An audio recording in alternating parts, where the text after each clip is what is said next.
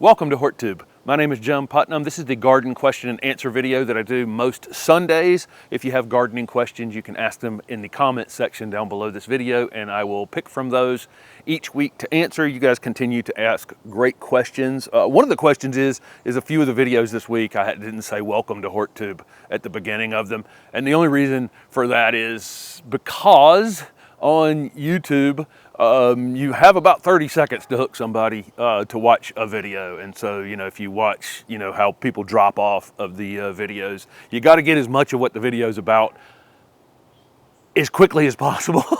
So to make sure, because I do the same thing on YouTube, I'll click on something and then go, and then go to the next thing and go, it's not for me. So I think a lot of people do the same thing. They'll click on something and then they immediately click off of it. So, just trying to get as much information about the video up as quick as possible. That's the only reason I made that subtle change. I don't think it matters as much on the Sunday garden question and answer video because it's mostly subscribers to the channel that watch this video and not necessarily new people finding the channel via this video. Okay, thank you guys for purchasing the shirts. I actually don't have one of them on right now, but the ACA t-shirts that are linked over on my website and down below most of the videos, I think you can see the t-shirts. A lot of folks have bought that shirt and I really appreciate it. The Learn to Garden video series, the video that went up on that this week is all about mulching, different types of mulch, where I would use different types of mulch. So that video, that series now has, I wish I'd have written down the list. There's probably nearing 20 videos or so up on that now. I might be exaggerating that just a hair, but again, it's going to have I think there's another 45 hours or so of video content that's going up on that. So thank you guys who have purchased that. Let's jump in and answer some questions for this week. I'm filming this on Wednesday because I'm actually going up to the mountains to film a really beautiful garden that you guys will see next week. And so I'm filming this a little earlier than usual. So if you ask questions past Wednesday, I will not have seen them this week, and ask them again down below this. Okay, so somebody wants to know if they can just put a viburnum in a container for a year or two. That would really be dependent on the type of viburnum. There are a lot of species of viburnums, and a lot of them we use for ornamental landscaping. Just to my right here, I've got a viburnum Davidii. Over here, I have a viburnum nudum. There are a lot of viburnum in this garden, and I'm not going to see them just standing right here in this space. But there are a lot of viburnum that we use, and it would depend on which one. I mean, if you put Shindo viburnum, which is one that gets 25 feet tall and 15 feet wide, ultimately, if you put that in a container for 2 years, it's probably going to be pretty demanding in that second year because they root out really aggressively into a container. But my viburnum Davidii over here, which is a little dwarf one that you can keep 3 feet or so, although I've seen them, I saw one in Europe a week or two ago. It was 8 feet tall, been in the ground a long time. That one you could keep in a container for a long, long time. So it really would depend on the variety that you're using. But one of the smaller growing evergreen ones you could keep in a container for a couple years for sure. So somebody asked about treating for chlorosis. So they've got an iron deficiency in their plants, and it's showing up as yellowing in the leaves. The veins will stay darker green in the leaves, but you'll see the yellowing. You'll know chlorosis if you've got chlorosis. A lot of these plants like acid soils, and I did a video on the channel years ago about why soil pH is so important. And one of the main reasons is the uptake of iron. If your pH is low and there's iron in the soil available, the plants that are heavy iron feeders are very happy with their very, very dark green foliage. Some plants don't need as much and can take more alkaline soils. And so the iron, even if it's present in the soil, is not as available. So the one question is, do you have a high pH soil? That would obviously be one thing that could cause chlorosis. You could have plenty of iron in your soil, but the iron's not available if your pH is 8 or as available. Some still is, but not as available. Or do you have an actual iron deficiency? Those are two different things. So I would get some sort, I'd get a soil test done. Now, I definitely test your pH and see if your pH is too high. And that's the problem with your iron availability. And all the iron in the world isn't necessarily going to solve that. So you would need to adjust your pH lower. But what I've been saying for years is I really would like for folks to kind of think about working with what you can work with without trying to manipulate soil pH, because you can use like something like elemental sulfur to bring down the pH, and that's what you're going to get if you're buying like Hollytone. It's going to have some sulfur in it to lower the pH some, but it's temporary. All efforts to change your soil pH are temporary and have to be ongoing. So if you're liming your soil to raise the pH, you're going to have to lime it again in a few years. It's going to settle back toward the acidity. If you're trying to use sulfur to lower your pH, it's going to rise back up over time. It just does. And so those are temporary fixes. But if you have plenty of iron in your soil and your pH is too high, you can try to use elemental sulfur and make that iron more available to the plants by lowering the pH. Or you have an iron deficiency and then you can add iron to your soil. You can do some spraying with liquid iron over the foliage, and that can sometimes temporarily help. Trying to manipulate our soils, soil pHs is one of those roads. Once you get on it, it's a permanent thing. You're constantly going to be trying to manipulate it. So I would think about using plants that are more, if your soil is alkaline, using plants that are more suited for that situation. But there you go. But that's the reason that chlorosis shows up, is one or the other, or both. You don't have enough iron or your pH is too high. Okay, enough words. Okay, so somebody has a single-stemmed coneflower with one flower on the top, wanted to know if they could Chelsea chop it or chop it in half and get it multi-stemmed. This time of year, you'll see a lot of videos on Chelsea chopping perennials. There's a lot of perennials you can cut in half and get them to fill out more, or delay them flowering until later in the summer so they don't all bloom out at one time. And echinacea or coneflowers are on that list of ones you can cut and get to bloom later in the summer with bushier, fuller. But if I only had one stem on one, that would make me nervous, So I don't know whether I would do it or not. But yes, typically with coneflowers, you can cut them this time of year in May, and then they'll get a little bushier and fill out some more. But if I only had one little stalk on one, I don't know that I would do it, because again, it might be a little more scary to do. I might just live with that one this summer, let it go to sleep, and come back fuller on its own next year. But I don't want to tell somebody to cut their little single stalk coneflower in half and then it die. Okay, so somebody asked me, what do I think about the free mulch from local municipalities? I've used, I've got, and I think I've said this in a previous one of these Q&As, that one year I got mulch from the Raleigh dump, and it was after Christmas, and it was all Christmas trees, and unfortunately people didn't take all the decorations off their Christmas trees, so I had a very shiny yard for a little while. But I have, I've got a couple neighbors that go and get the free leaf mold, kind of leaf comp. It's not quite compost, it's on its way to being compost with the leaves, and they use that for mulch with great success. I imagine, it probably has a little trash in it. I mean, people aren't necessarily all that careful what they're raking out to the road for the city to pick up. But I would absolutely, if I'm on a budget, for sure, in the gardening, or you're trying to expand areas or that kind of thing, I'd absolutely get all the free organic material that other people are throwing away that you possibly could. So yes, you might want to test it. You might want to get a small amount and see if weeds come up in it, because I don't know what type of material we're talking about. I don't know if it's chipped up trees or whether it leaves, or what stage of decomposition. Has it been composted? Because if it's been composted, that's going to kill a lot of the weed seeds, diseases that you might introduce, those kinds of things. So I don't know what stage of decomposition this stuff is in, or if it's ever gotten hot.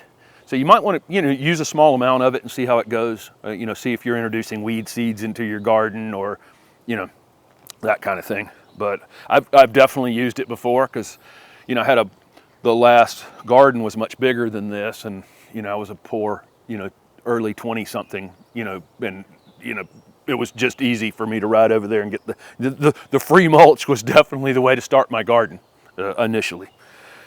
Okay, let's see. So I get a lot of sudden death plant questions.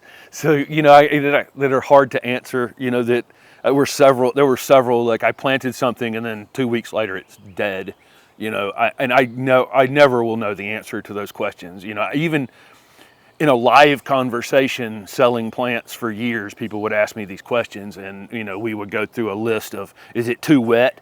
No. Is it too dry? No, I watered it. No. Is it, you know, and it just back and forth for a long time, and it always seemed kind of partly unsolvable because I didn't see what happened. So you know, those are very difficult to you know, questions to answer. There are times where you've bought a plant that was, you know, faulty in some way. It was on its way out at the time you bought it. You know, I've talked about plants being under shelter and then taking them out into the full sun and that causing them issues.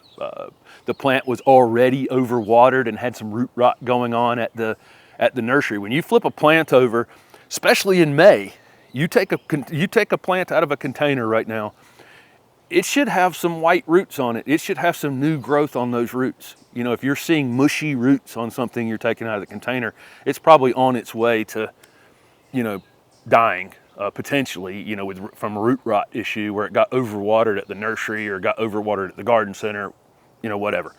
So, you know, those kinds of questions are kind of unanswerable, you know, because if it happened, you know, within 3 or 4 weeks, it's highly unlikely that it had anything to do with too much sun or too much shade or too much of the, you know, it's just, you didn't have enough time to kill it. It seems like it must have had some issue going into the ground. Holly's laying over here, and I don't think you're going to be able to see her. I've started digging out for the patio. Containers here behind me are going to end up on the patio. I think this angle looks pretty good right this minute. There's a lot of good angles out here right this. Garden's looking pretty good. Somebody asked me about lilacs, and specifically one called Snow Dance Ivory Silk, and I am familiar with that one. Most lilacs are going to be hardy in like zones 3 to 7. Okay, so we have about 20 species of lilacs, none native to North America, that are used. When I was over in Europe, you know, in far north of where I'm at here in Raleigh, North Carolina, you know, there's just tons of lilacs in Germany and Denmark and Sweden, and they were all in bloom, so it was kind of nice to see. We use about 20, there's about 20 species of lilacs. I have a Korean lilac called Miss Kim out in the front garden, blooms great here, doesn't need as much cold treatment to bloom. And there's a few lilacs around the city and a couple other species that do well here in the south, but for the most part, most lilacs are grown, you know, north of where I am, and they need a little bit more cold treatment. The particular one, that Snow Dance Ivory Silk, is actually a Japanese cultivar. So we have European, you know, the Syringa vulgaris, which is the European or sometimes French lilac, people call them, but actually I think they're from the Balkans area. Those are the most common lilacs that we'll see, but there are Japanese tree lilacs, and I saw a few of those in Europe, and that, what is it called, Snow Dance Ivory Silk, that's one of those Japanese ones. Again, I'm just not going to see it here in Raleigh, but they do look like fantastic trees, but that's a Japanese tree lilac. Okay, anyway, I don't know what they were actually asking me about it, but I love lilacs. We just can't, there's just not that many. There are some, but not that many that we can grow well here in the South. It's kind of funny. You always want the things you can't grow as well. You know, if you go to New York, everybody wants tropicals, and you go down to Florida and they're wanting lilacs. You know, that's the way the world works, right? You want the thing you can't have. Let's see. So somebody is wanting to know, they had planted a row of emerald green arborvitae, and I guess they were from seedlings or something, but a few of them are struggling and they think it's in an area that's staying a little too wet. Would they transplant them? Absolutely. You see anything going on where you think something is staying too wet, you need to move it, and move it quick. And I don't care what time of year it is, you want to get those things moved, because once root rot, like that other question I was talking about, if you've planted something and it died super fast, sometimes I'm a little suspicious that there was already something wrong with the roots when it went into the ground. Same thing, any root damage that's occurring on a plant, you need to address it very, very quickly. Those are things that can't be recovered from. Root rot can't be recovered from. Somebody asked about growing citrus in containers. Absolutely, you can grow lots and lots and lots of, probably more citrus grown in America in containers. Outside of Florida and South Texas and California, almost all citrus is grown in containers and moved in and out of the house. One of my suggestions, though, is that you use some rock dust in the container. If you have something that's going to be permanently in a container, if you're using, this Japanese maple will probably stay in this container for a long time. Some of the things that are planted around it, you've watched the container planting video the other day, those things are going to be temporary, but the shrub could stay in here for a long time. So if you have a shrub or a tree that you're keeping in a container, moving it in and out or not moving it in and out, I would consider adding some rock dust to your soil mix. That will be very, very helpful for that plant to be able to get the nutrients that it needs. These soilless medias that we use in these containers, they don't have rock, and rock is where, the aluminum is and the calcium is and, all the nutrients that the plants need. So they're relying on you to fertilize them a lot and, in a container. And you can eliminate some of that by using rock dust, which you can buy at a garden center or you can buy on Amazon or wherever.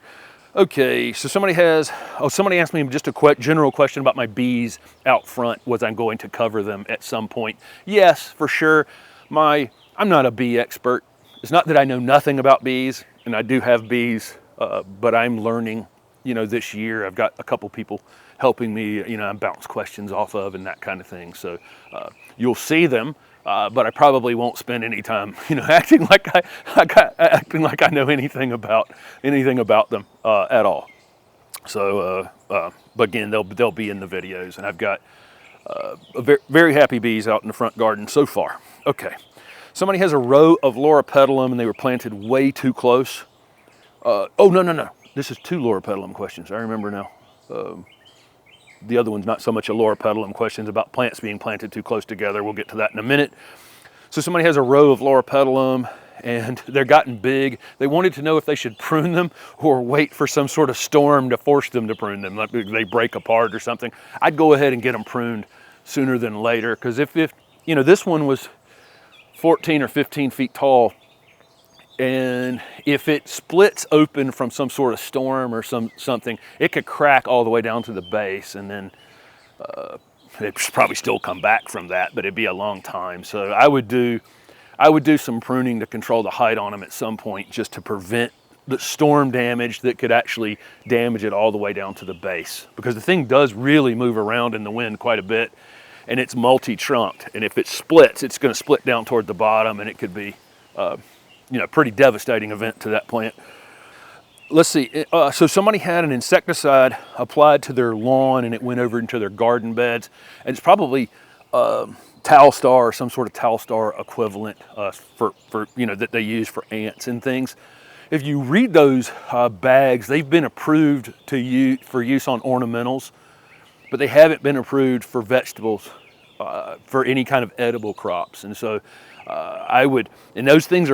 those chemicals are meant to last, 8 months, so that, you pay somebody to come and apply it or whatever to your lawn to keep fire ants and stuff out. But again, the label is not approved for any edible crops. And so I'll leave, it doesn't necessarily mean it's not safe for edible crops. It means that they didn't go through the testing at all to test them in all likelihood on edible crops, because there's an expense in testing chemistry. As in all the different ways that somebody might apply it, they have to test it, and it's very expensive, very, very expensive to bring new chemistry to market. I don't care whether it's in pharmaceuticals, ag chemicals, whatever it is. It's a very, very expensive process of going through the testing to, get something to market, and so then you're going to eliminate some things you would have tested it on. So we don't even want to test it on food crops. We don't want to know it's safe for this.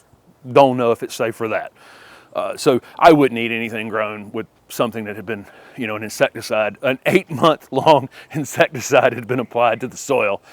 So I think you're probably just going to wait a year, not grow things in there, and then next year. The one thing we do know about the chemical is how long it lasts in the soil, because that was tested. And so that'll be on the label of whatever chemical it was that they applied. You can read the label and see how long it's supposed to last in the soil. Somebody asked about a narrow blue conifer that they could grow here in the south. You can grow a blue arrow juniper if you can find blue arrow juniper. It's one of the better blue junipers. A lot of the blue junipers, Blue Point and others, aren't all that blue. They're not blue like what we would call, blue conifers that they can grow in the north, which are really, really blue. And then you can also grow a blue Atlas cedar or Cedrus atlantica, which is one of the actual, true cedars. They have a nice blue hue to them, and they're narrow. They're pretty narrow. Okay, so somebody asked when to transplant alliums. When they're fading. So if they finished blooming and the foliage is almost died back, it's still easy to find them. That's probably the time to dig them out and move them. Let's see. You could do it all the way till fall too, but it'd be much harder to find them in the garden without doing damage to them. It's much easier as they're going back to sleep. So somebody asked how to get a meatballed shrub back into a natural shape. So it's something that's been, like you take a forsythia, for example, where somebody's turned it into a ball and turned it into a ball. How do you get it to go back into that natural shape? You can just let it grow, and then, over time, I think it would start to look normal again, or you can just cut the thing to the ground. If it's something that's been in the ground for a long time, you can cut it to the ground and just let it come back in its natural form. I think either way will work. One will work faster, just cutting it basically to the ground and letting it come back that way, and then it'll already be in a natural form. But it'll look weird for a while if you just start to let it grow, and it'll just be it'll become like a hairy meatball. But eventually, I think it would normalize itself. Let's see. So somebody asked about native willows, because they had read that they're one of the keystone plants, meaning, we need, oaks are considered a keystone species where, you need them. There's my white oak back here, I think, has something like 500 species use it for different uses. So we have these keystone species that we absolutely need to protect, because they are like the basis for all the other things that function in the environment. And I wanted to know what here in the South, which one which one they could find to add to their landscape. Most of the willows, and I think we have 20 some species of willows that are native to North America. Most of them grow in wet areas, so you may not have a place in your garden that's really appropriate for most of our native willows. So like Salix nigra is probably the most common, one of the more common ones, and that thing grows from Quebec down to Florida. But mostly it's going to be used for soil restoration around ponds and rivers, streams, that kind of thing. That's what that thing gets used for mostly. It needs to put its feet down in a little bit of water.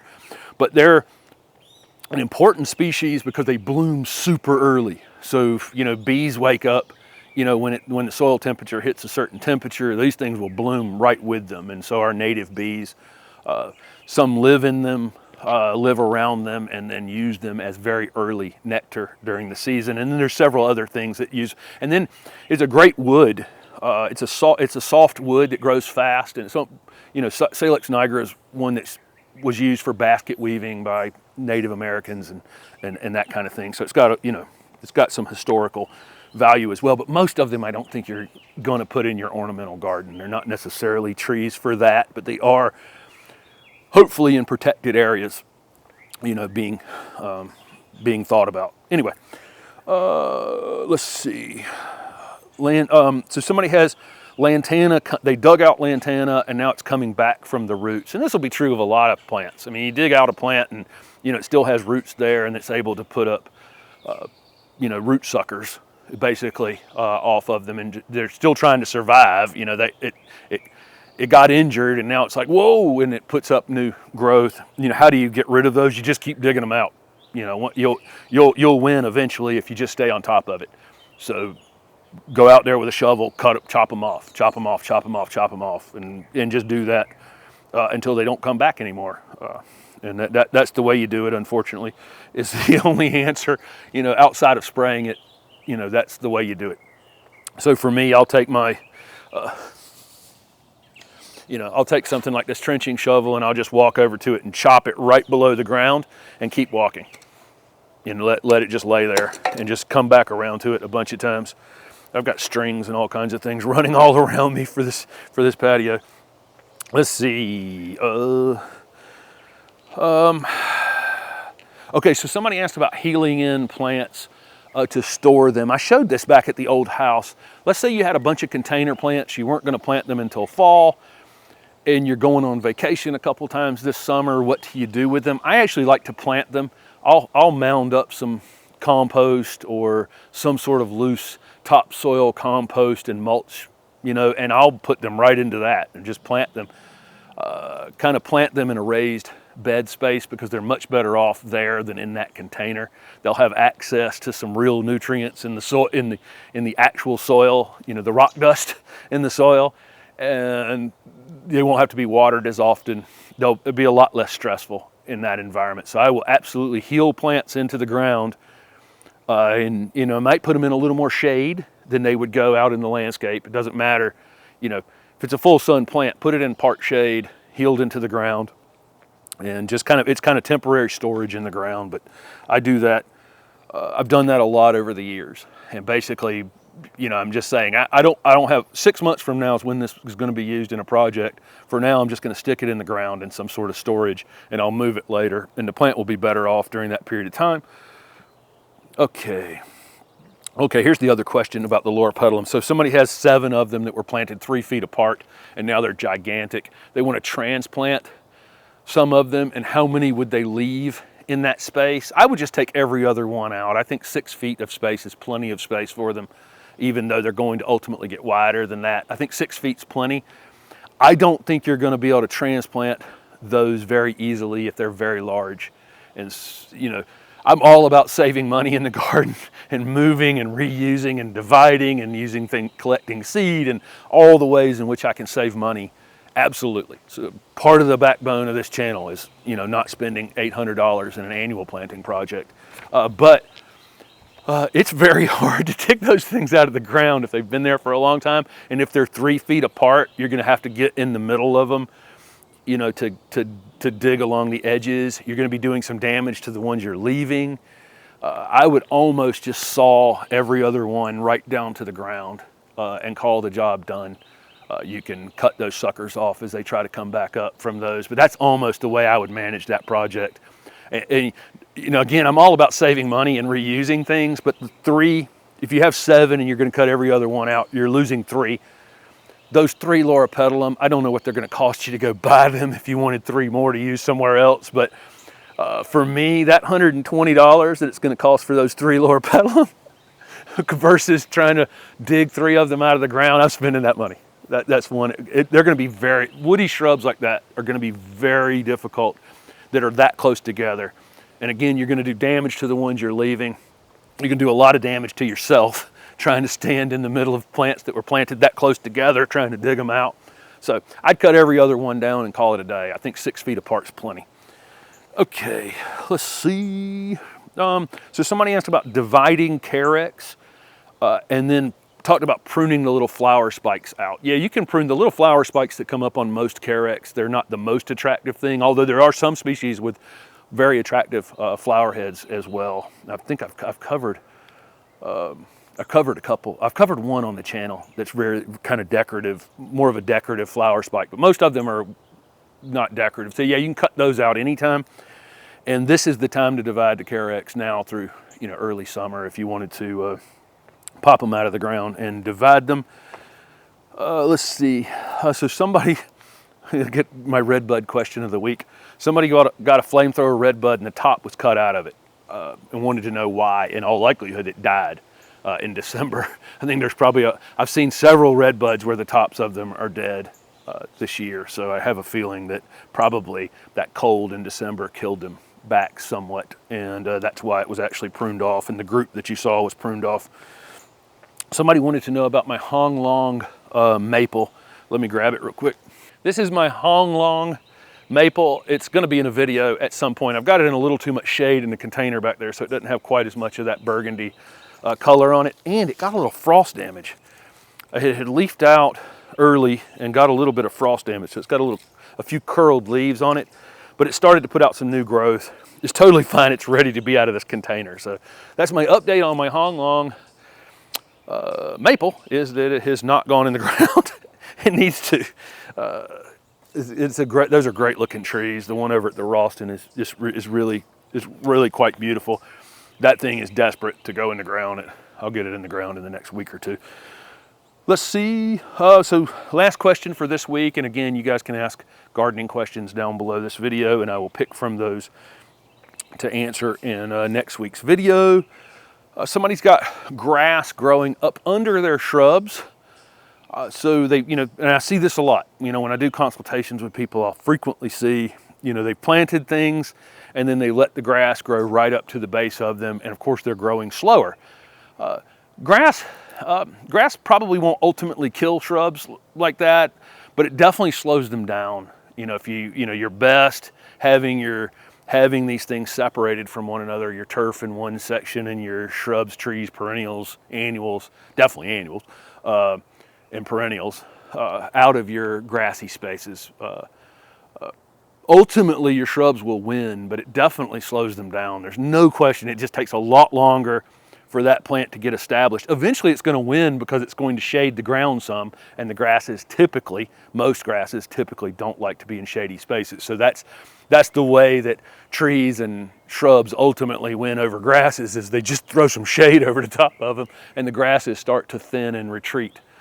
So you can plant shrubs into grassy spaces. Your shrubs will eventually win, but it will take much longer period of time for them to get to the size and shape, and whatever you're trying to get out of them is going to take much longer. And I frequently really do see that with screening things. People will put in screening plants, in their little circles, basically through their lawn, trying to create a screen, and then it just takes years longer, literally seasons and years longer, for those shrubs to grow without their own root space and their own nutrient availability, where the lawn is stealing it. Again, they're going to win. It's just going to take them much longer to do so. So I would encourage you to make beds, and even using wood chips, not up against the plants, but in between, over top of the grassy spaces. Anything that will allow that shrub or tree some root space that it owns will help them grow much faster. So there you go. Thank you guys for following along with the channel, asking gardening questions every week, and I'll be back next week with another one.